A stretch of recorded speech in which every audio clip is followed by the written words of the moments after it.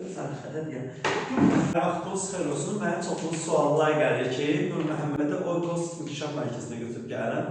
Sağ olsun, başda laqeydimiz Şəhla xanımlarla bütün müəllim heyəti, bütün Oykos İnkişaf Mərkəzinin heyəti təşəkkürümüzü bildirir müəllimimiz. Yaxşı nəticələr əldə etmişik.